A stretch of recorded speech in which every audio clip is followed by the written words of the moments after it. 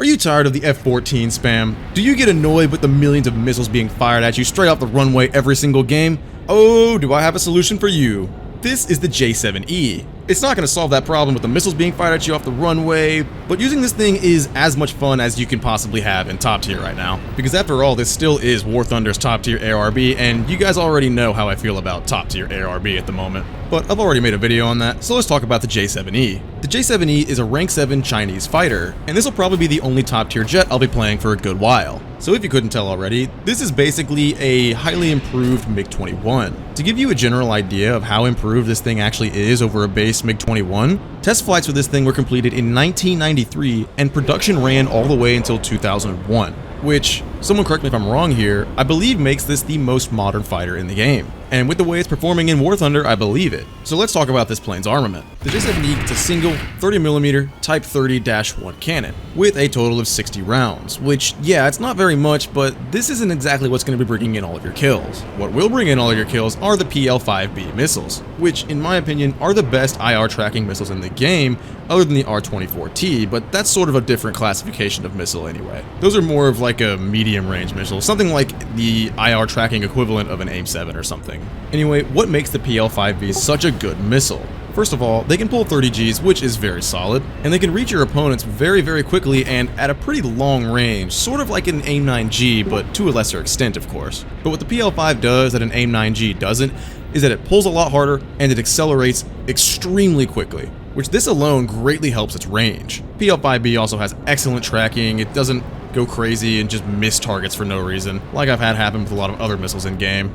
Oh yeah, and what's really awesome, which makes the stock grind immensely easier with this thing, you get 2 of those PL-5Bs stock, which honestly, if you know how to use missiles at all, that's basically 2 guaranteed kills. Of course, if your opponents aren't paying attention, which most of the time they're probably not if you're going for the furball. So, the flight performance of the J-7E. First, let's talk about thrust to weight. With afterburner on, at a standstill, at sea level, the J-7E has a thrust to weight ratio of 0.93, which is on par with something like the MiG-21 SMT, which has a thrust to weight ratio of 0.98 under the same conditions. So the J-7E has similar engine performance and similar climb rates, similar top speed to a MiG-21 SMT. Why is it at 11.0? Well, let's take a look at the wing of the J-7E versus the wing of the MiG-21. The MiG-21, as you can see, is a more traditional delta wing or Dorito wing or whatever you want to call it. And the J-7E has what's called a double delta wing, or at least that's what the internet calls it. And this wing shape right here is precisely what makes this thing super, super good. Instead of just shitting out all your speed in one turn, you retain a solid amount of speed when you turn in the J-7E, especially when you're going really, really fast. It's sort of like the F-5E in that aspect, except you actually have a decent top speed, better acceleration, and 4 ridiculously good missiles. So what's the Matchmaker like for this thing? Actually, no, that's kind of a stupid question. Y'all probably already know what you're going to be seeing. It's just going to be boatloads of F-14's. So let me rephrase that question. How is it flying both with and against F-14's and almost nothing else? Actually pretty easy. But that's not because the F-14 is bad, because it's absolutely not. In fact, the F-14 has better performance and will outfight the J-7E. It's because most of the players that are playing F-14s are probably pretty new. They saw the F-14 was getting added to War Thunder, so they power grinded their way to top tier with an F-5C or something. So the vast majority of F-14 pilots have no idea what they're doing. In fact, most games, there's always 1 or 2 F-14s at the very, very beginning of the match that'll load up a whole bunch of Phoenixes, fire all of them off as soon as they can get locks, and they immediately fly back to base. Which, honestly, it's kind of funny because they just do it again. It's just so predictable. I will be honest, though, I haven't been seeing this as much lately since the F-14's been out for a while now, but it still does happen somewhat often. Anyway, even if you get in a dogfight with an F-14, 90% of the time you're going to win anyway because they're either loaded down with way too much fuel, have a whole bunch of missiles still part of them, and you're probably going to be at lower fuel and you've probably already fired off all of your PL-5s. And it's top tier, so, you know, 1v1 dogfights are very rare anyway. You know, weirdly enough, even though this is a completely different plane in a completely different era, the J-7E sort of reminds me the way I flew the Yak-15P.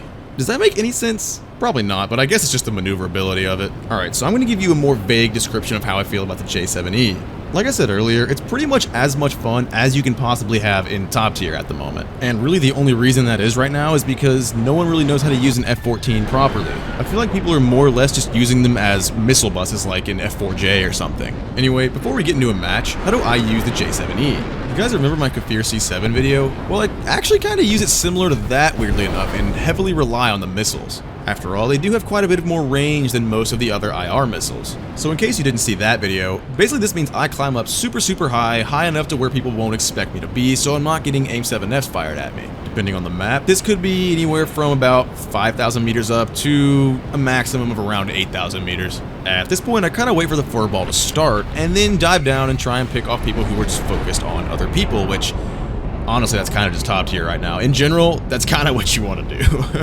Which I didn't bring this up in my top tier isn't fun anymore video, but that's another reason I'm kind of bored of it. The entire meta is just to attack people who are attacking other people because they probably don't know you're there. And that's kind of just how you do well now, but it is what it is. Anyway, at this point, I'm kind of just rambling, so let's get into a match.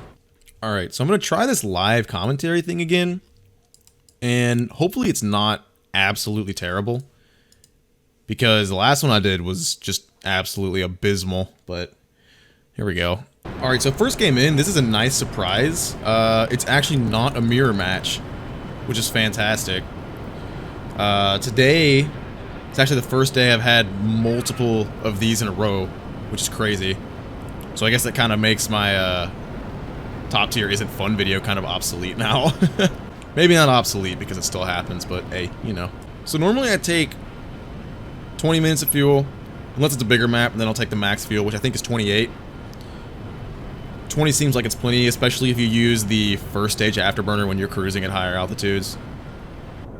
Normally I like to go up to about here, and then kind of level out. Wait for the furball. Whenever it's like about to begin, it's usually when I go on in. So we got 3 F-14's. Neither of these guys are locking me yet, which is interesting. But this guy's about to. Maybe not. This guy? Nope. They're focused. They're focusers. Let's see. Ah, there it is. That ain't hitting nothing. He's still pitching up for me, too. Should be no thing, though. He's stalling out. He is stalling out. All aspect, PL5 moment.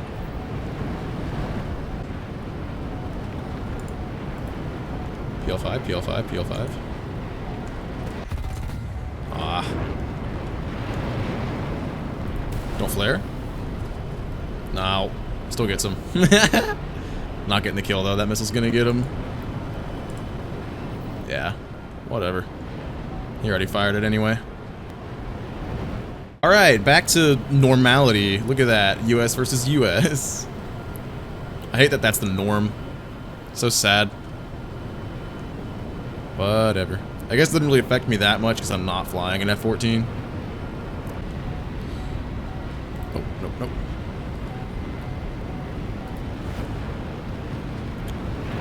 Lol.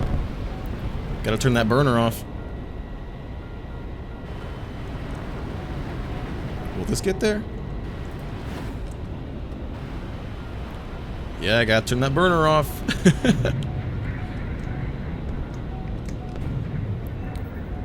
See, there's an F-4J with a missile coming at me, but that's not gonna hit me. Don't even need a flare. Oh, it's another one. Hello. Probably should deal with these guys, but they're F-4Js. That shouldn't be hard.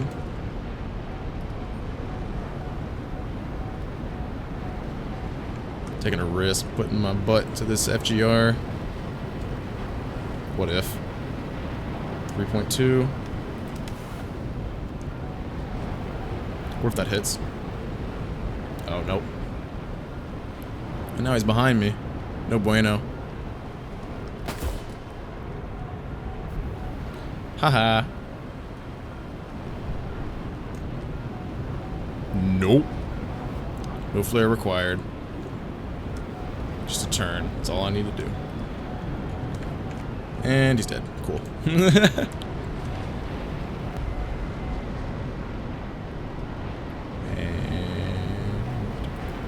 Does he flare? Oh, he's flaring. Does he know that's coming, though? Nice. Dude, the PL5s are awesome. I forgot. I played him on the J-8B, and that might have been before they buffed him. So I know they were pretty trash when they first added them. Alright, that's going to be it for me today. What do you guys think about the J-7E? Do you think it stacks up to the F-14 world that we're in right now? Personally, this might be my new favorite top tier jet. Also, what did you guys think about the live commentary? Is it good or is it just absolutely terrible? Let me know. Alright, I'll see you guys next time. Peace.